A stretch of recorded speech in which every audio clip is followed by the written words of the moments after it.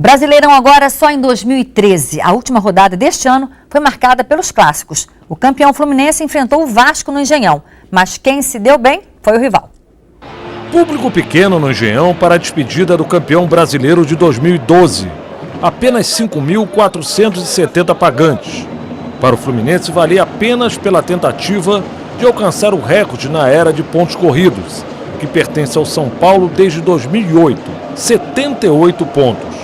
Por isso, só a vitória interessava para o Fluminense, que atuou com apenas um titular, o lateral Bruno. O Vasco também apostou em um time jovem, mas quem começou melhor foi o Vasco. Ricardo Berna evitou o gol de Max.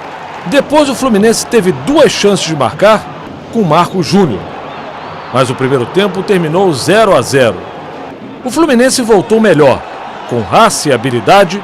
Samuel driblou Renato Silva e Alessandro, mas Douglas evitou o gol em cima da linha. O castigo foi imediato. Éder Luiz foi lançado e chutou sem defesa para Ricardo Berna. Vasco 1-0. Novo lançamento para Éder Luiz, que driblou Elivelton e fez Vasco 2-0. O Fluminense tentou reagir. Marcos Júnior sofreu pênalti. Carleto bateu e marcou. Depois o Fluminense ainda tentou, mas não conseguiu o empate. Final Vasco 2, Fluminense 1. Apesar do resultado, a torcida do Fluminense ainda comemora o título. E após o jogo, ainda festejou Conca, craque do título brasileiro de 2010, e que ontem foi ao Engenhão. Márcio Guedes, boa tarde, Márcio. Boa tarde, Carla. O meu Fluminense campeão, agora o Vasco saiu de cabeça erguida, né, Márcio? Pelo menos o Fluminense jogou assim meio displicentemente, colocou o time reserva, né? Mas o Vasco também, né? Mas o Vasco, nem tanto, o Vasco mais por razões de suspensão e lesão. Mas o Vasco tinha mais experiência em campo, tanto que o Éder Luiz, que estava inclusive numa maré vazante de gols, fez os 2 gols, e o Vasco aproveitou falhas da defesa do Fluminense para construir sua vitória por 2-1. O Fluminense me parecia assim, um pouco assim, soberbo, achando que podia ganhar a qualquer hora, e não foi bem assim. E o Vasco, pelo menos, depois de um péssimo segundo turno, um dos piores times do segundo turno, o Vasco só foi 5º lugar na classificação geral, porque o primeiro turno foi bem, porque essa fase final foi péssima, com toda aquela crise da queda dos técnicos, e disfarçou um pouquinho com essa vitória sobre o Fluminense, que depois que foi campeão, o Fluminense não ganhou mais nada, né? Perdeu um jogo, empatou 2, ou perdeu, exatamente, empatou 1 e perdeu 2, enfim. O time não se interessou mais. Agora, Márcio, esse empate aí de Flamengo e Botafogo em 2-2? Esse Flamengo e Botafogo, cara, foi um jogo melhor, muito mais bem disputado, não tecnicamente brilhante. Você ia ver os gols da partida, esse foi o primeiro gol do Botafogo, foi um gol feito pelo Sassá, um garoto que entrou para substituir o Elkerson. Aliás, uma das coisas boas do jogo foram os garotos, dos dois lados. Muitos jogadores que vieram de baixo.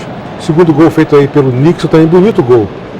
Uma meia bicicleta que surpreendeu aí a zaga do Botafogo. Comecinho no segundo tempo, o Vitor Júnior faz 2-1 para o Botafogo, também num gol bem trabalhado. E logo depois, o gol mais bonito do jogo, nós vamos ver agora, do Wagner Love, que deu um toque de bola, para mim o gol mais bonito da rodada. Olha que beleza, ó. Ele deu uma cobertura no zagueiro e fez um gol inesperado. Esses gols não foram falhas de ninguém, foram mais mérito dos atacantes, né? Enfim, foi um jogo razoável, um resultado que deixou todo mundo mais ou menos em paz. O Flamengo na expectativa das eleições e o Botafogo de uma melhor estratégia para o futebol em 2013, porque o time tem bons jogadores, um meio-campo sólido, mas falta um zagueiro melhor, falta um lateral melhor e atacante. O Botafogo começou bem com o Herrera, terminou bem com o Bruno Mendes, mas durante boa parte do campeonato ficou sem um ataque efetivo. O Botafogo, inclusive, tem um dado curioso. Fez 60 gols, nos ataques mais positivos do campeonato, e sofreu 50, uma das piores defesas do campeonato. Daí, essa oscilação explica a campanha sofrível do Botafogo. Agora, vamos falar de 2013, né, Márcio? Vamos falar um pouquinho do Vasco. O que você está achando? Muita novidade que vem aí? Complicado, a promessa da diretoria complicado, é para pôr novidade. Tem né? muito, assim, boas intenções. O inferno está cheio de boas intenções, sabe disso, né? O Ricardo Gomes voltou e tal, é uma figura quase que mítica, respeitadíssimo, mas o Vasco está sem condições financeiras, o elenco atual é muito ruim, vai depender de investimentos de um grupo de empresários que chegam, de empresas que de repente dêem oxigênio para o clube, porque se não acontecer isso, não adianta você dizer, não, vamos acertar tudo e tal, não adianta. Sem laranja você não faz um bom suco. E para o Botafogo, o Fluminense? O Botafogo está no meio do caminho, como eu falei há pouco, precisa reforçar o time. é um clube que paga em dia, que tem o Sidorf, que é um líder, os garotos estão sendo revelados, agora já tem uma estratégia melhor para poder fazer um campeonato mais consistente. E o Fluminense é o melhor de todos, porque já tem uma patrocinadora fortíssima, um elenco muito bom, está tentando trazer o Conca, como a gente viu na matéria do Engenhão, e se o Conca vier, vai ser um reforço considerável para um time que já é muito bom.